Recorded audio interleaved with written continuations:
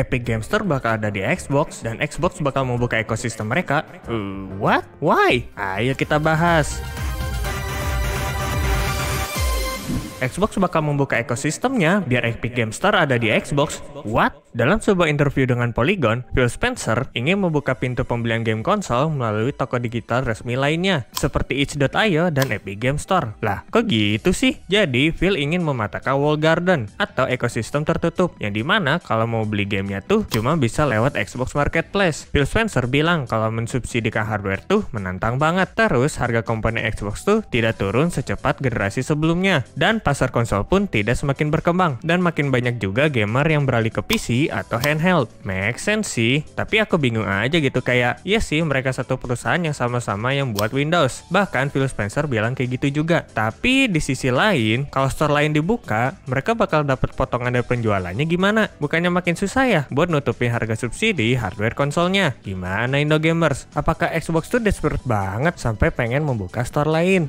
Di episode yang lalu, aku udah ngebahas kalau Marvel lagi develop game yang berjudul Marvel 1943 Rise of Hydra. Ternyata bukan itu aja loh. Jadi Marvel team up bareng NetEase buat bikin game live service juga, 6 vs 6 multiplayer yang berjudul Marvel Rivals. Game ini bakal bergenre hero shooter kayak Overwatch atau Valorant. Game ini juga bakal punya 16 karakter seperti Black Panther, Storm, dan Magneto. NetEase juga berjanji kalau game ini bakal update hero baru dalam seasonal update. Game ini belum ada tanggal rilisnya sih, akan tetapi bakal ada close betanya di PC pada bulan Mei. Dan gamenya bakal free to play juga loh. Semoga nggak pay to win.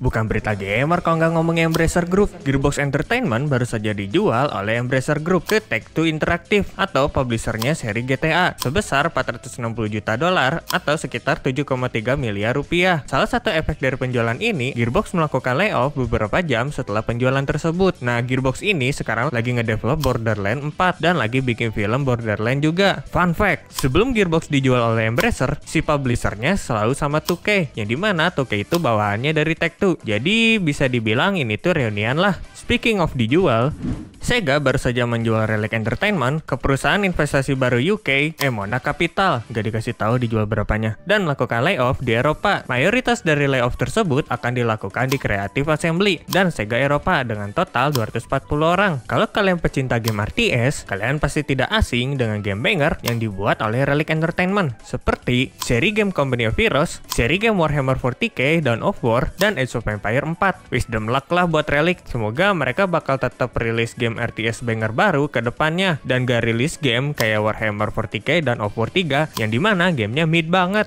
Di episode sebelumnya aku ngebahas kalau Toys for Bob menjadi independen dari Activision Blizzard dan mereka tuh masih punya kemungkinan untuk tetap bekerja sama dengan Microsoft. Nah, sekarang tuh ada rumor baru kalau Microsoft minta Toys for Bob untuk ngedevelop game Spyro baru. Let's go! Jadi rumor ini pertamanya dari YouTuber Canadian Guy ketika dia sedang berada di PAX East dan dia mendengar banyak bisikan dari developer-developer yang dimana kalau Toys for Bob ini sedang bekerja sama dengan Microsoft buat ngerjain Spyro 4. Tapi ini masih rumor banget sih, kopium dikit-dikit lah. CD Projekt baru saja mengupdate sosmed mereka dengan menyoroti game apa aja sih yang sedang mereka kerjakan. Mereka mengungkapkan kalau 60% dari developer sedang mengerjakan project Polaris atau game The Witcher baru, yang dimana game ini menjadi game pertama dari bagian trilogi terbaru. Selain itu juga bakal ada project serius, yang dimana itu akan menjadi spin-off dari seri The Witcher, tapi belum ada detailnya gamenya bakal kayak gimana, dan The Witcher Remake. Nah, buat dari sisi Cyberpunk, CD Projekt lagi ngerjain Project Orion atau Cyberpunk 2. Akan tetapi, ini masih early stage banget, alias masih dalam tahap konseptual. Dan yang terakhir nih, mereka lagi bikin IP baru yang bernama Project Hadar. Fans CD Projekt warak banget nih. Semoga aja kejadian Cyberpunk pas baru rilis gak terjadi lagi.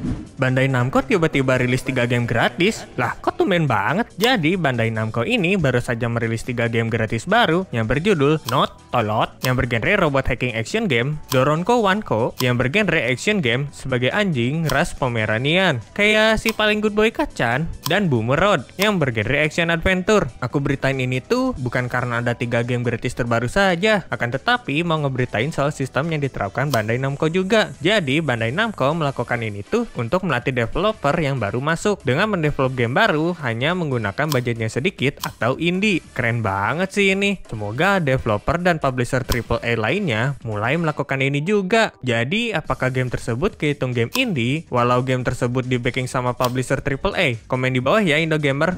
Terima kasih udah nonton video ini. Kasih tahu dong pendapat kalian Indogamers. Jangan lupa like dan subscribe. Jangan lupa follow sosmed-sosmed aku juga ya. Sekian dari kami. Stay clean and sound. Bye-bye.